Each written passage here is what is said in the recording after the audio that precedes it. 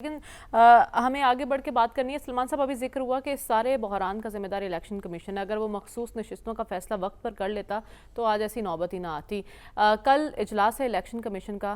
بحران در بحران ہوگا, بحران ٹل جائے گا یا پھر معاملہ عدالت میں جاتا ہوا دکھائی دے رہا ہے؟ دیکھیں, ابھی تک جن اسمبلیوں کے اجلاس ہوئے ہیں ان کے اندر اور باہر احتجاج ہوا ہے. ایگزیکٹلی. اور یہ احتجاجی کیفیت جس صورتحال میں قومی اسمبلی کا اجلاس بلایا جائے گا, کیا وہاں پر سنی اتحاد کونسل اس کے اراکین آرام سے وہ اس کا حصہ بن پائیں گے؟ اس ساری مشکل صورت, دیکھیں میں نے ابھی جو بات کہی ہے کہ آئین اور قانون میں تو ڈیڈ لاک کوئی نہیں ہے, کوئی نہ کوئی راستہ بن جاتا ہے. یہ سیاست میں ڈیڈ لاک کیوں ہے کہ یہاں سے راستہ کیوں نہیں بنتا؟ آپ ہر معاملہ دیکھیں, ابھی 1 سال پہلے کی بات کی گئی ہے, میں آپ کو یاد ہے میں نے کیا کہا تھا کہ ہر بڑا فیصلہ پاکستان کی عدالت عظمیٰ نے کرنا ہے. یہ کس مرض کی دعا ہے سارے؟ اور یہ معاملہ بھی کل الیکشن کمیشن کے پاس میرے خیال آخری چانس ہے کہ یہ فیصلہ اگر وہ نہیں کر پاتے, یہ سیٹیں تو آپ نے ان کو دینی ہیں. اسی لیے دینی ہے کہ آپ پنجاب کے اندر بھی جب آپ نے انتخاب کروایا تو 27 سیٹیں آپ نے رکھ لی, چھوڑ دی ہیں. اس کا مطلب ان کو پتہ ہے کہ یہ ایسے نہیں ہو سکتا کہ ایک بڑی پارٹی تاخیر, اس لیے یہی تو ہم کہہ رہے ہیں کہ یہ بحران طاری کس نے کیا ہے. بھائی ادارے تو بحران ختم کرتے ہیں. آج پاکستان کے اندر جو کیفیت طاری ہوئی ہے, اگر پاکستان کی پولیٹیکل لیڈرشپ ہی میچورٹی دکھائے تو سارے مسئلے حل ہو سکتے ہیں.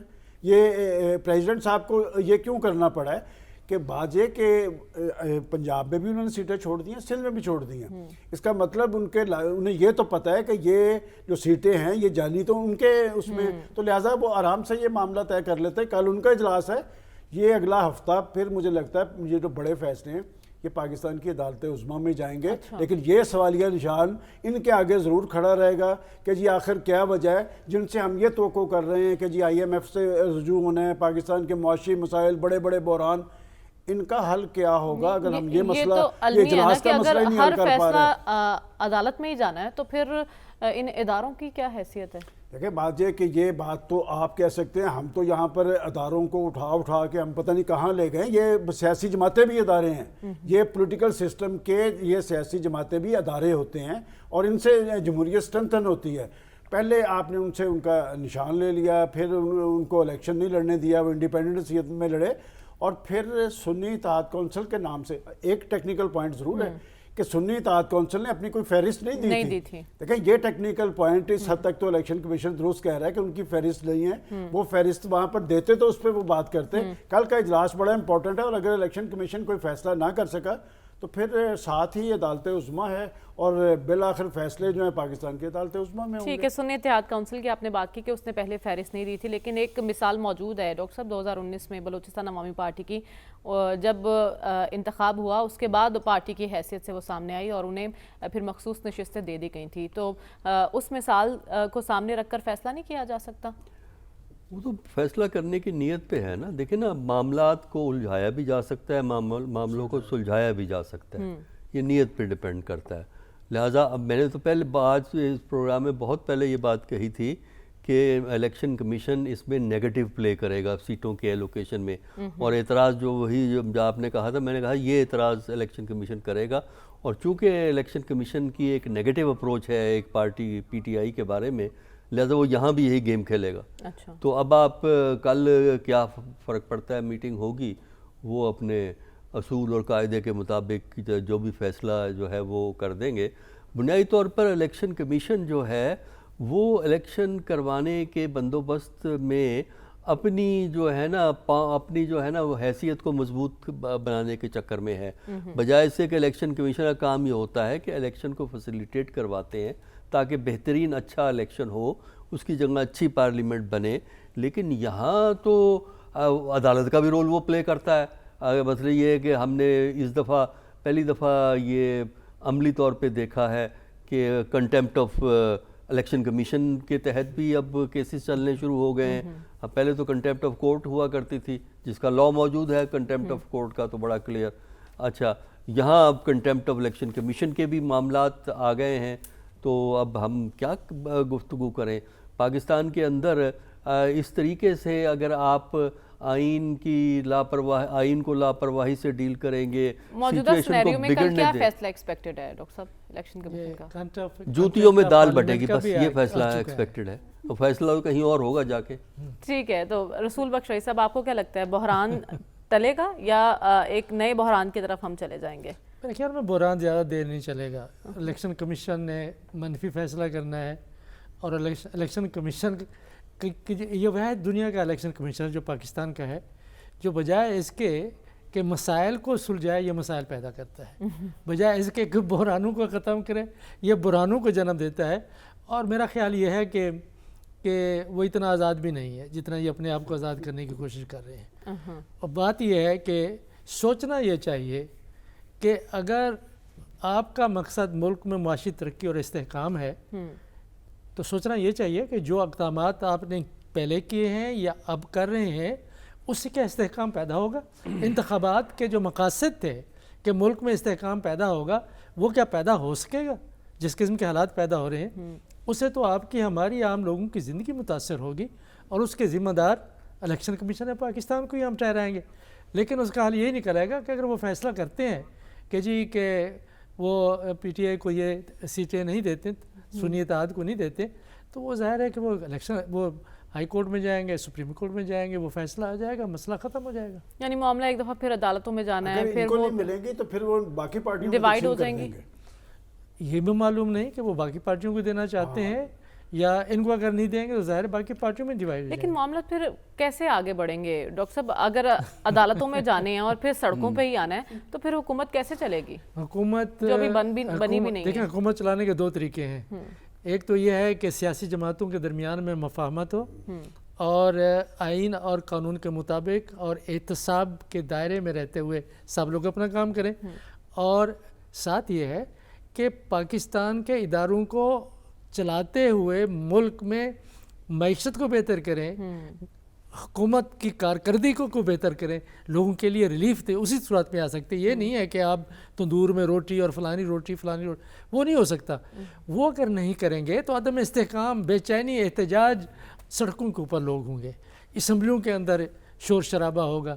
تو اس سے کیا آئی ایم ایف آپ کو پھر کوئی قدر کی نگاہ سے دیکھے گا؟ ورلڈ بینک آپ کو، یورپین یونین، باقی لوگ جو سوال اٹھا رہے ہیں الیکشن کمیشن آف پاکستان کے بارے میں اور نتائج کے بارے میں، وہ آپ کی مدد آپ کو اپنے پاؤں پر کھڑا ہونے کے لیے نہیں دیں گے. ٹھیک ہے، تو پھر کیا کریں گے آپ؟ آپ ملک کا بیڑا غرق کر رہے ہیں نا.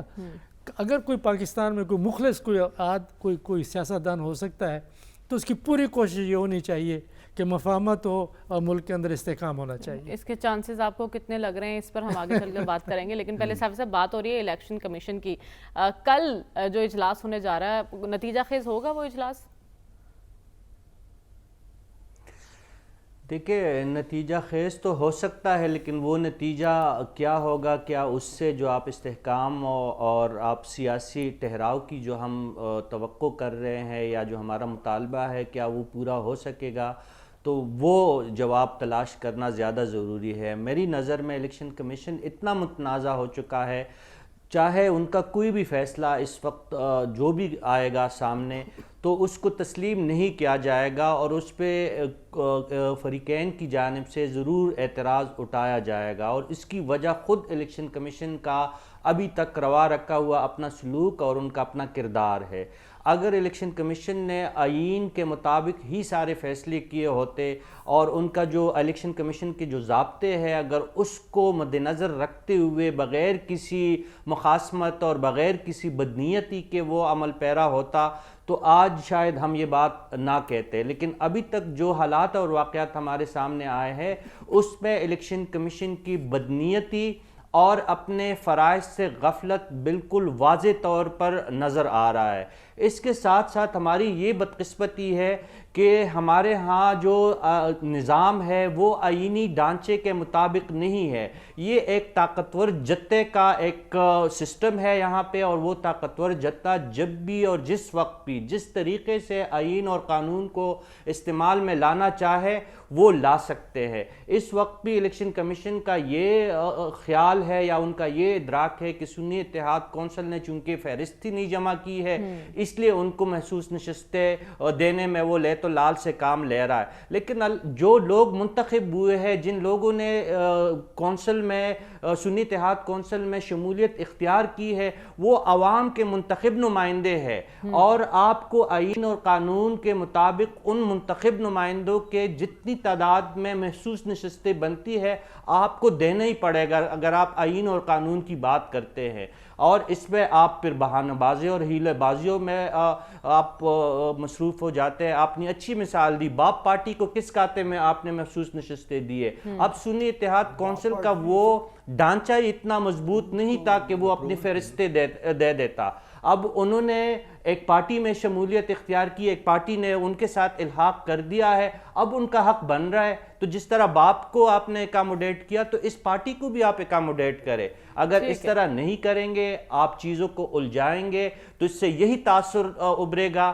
مجھے دوبارہ کہنے دیجئے گا کہ یہ الیکشن کمیشن بدنیت ہے. لیکن میری بات سنیں نا صافی صاحب, اگر یہی صورتحال رہی, اور ہم کل مفاہمت کی بات بھی کر رہے تھے, ابھی ڈاکٹر صاحب نے بھی کہا کہ یہی صورت ہے کہ مفاہمت کے ساتھ آگے چلا جائے, اس سارے ماحول میں مفاہمت کو لے کر آگے چلا جا سکتا ہے؟ مفاہمتی سیاست کا کوئی امکان نظر آ رہا ہے آپ کو؟ دیکھیں, سرکاری ادارے جو ہے ان کا کام نہیں ہے کہ وہ آپ کے بیچ میں سیاسی مفاہمت کی فضا پیدا کرے. یہ سیاستدانوں کی اور سیاسی جماعتوں کی اولین ذمہ داری بنتی ہے کہ وہ مفاہمت کے راستے پہ چلے.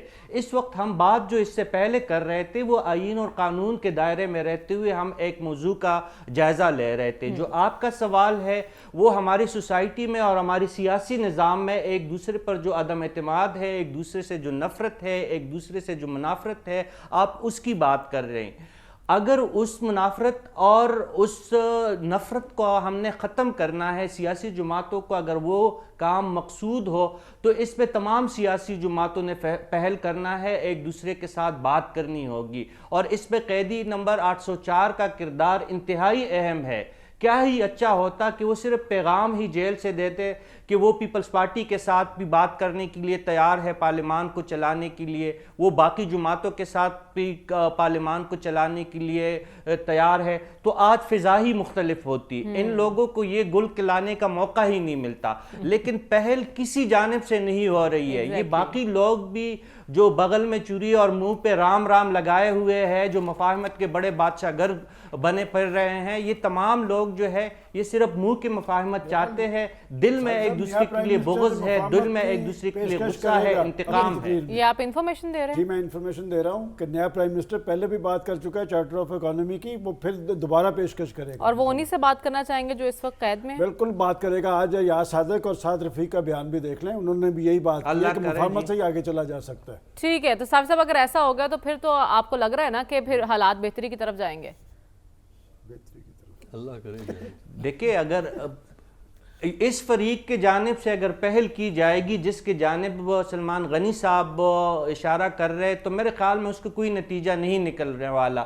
اس طرف سے اگر بات کی جائے گی, اور ایک اور فریق جو ہے جو سب سے طاقتور فریق ہے, اگر ان کی جانب سے بات کی جائے گی اور سیاستدانوں کو بٹانے کی بات کی جائے گی تو تب ہی بات بنے گی. لیکن پہل کم از کم سیاستدان ضرور کرے. اگر اس جانب سے خاموشی ہے اڈیالہ کی طرف سے, تو یہ ماڈل ٹاؤن سے یا اسلام آباد میں اگلے ہفتے جو نئے باسی آنے والے ہیں ان کی جانب سے بھی پہل ہو جائے تو ہم اس کو بھی غنیمت جانیں گے. ٹھیک ہے, لیکن آپ کہہ رہے ہیں کہ بات تب ہی بنے گی جب دوسری طرف سے پہل کی جائے گی.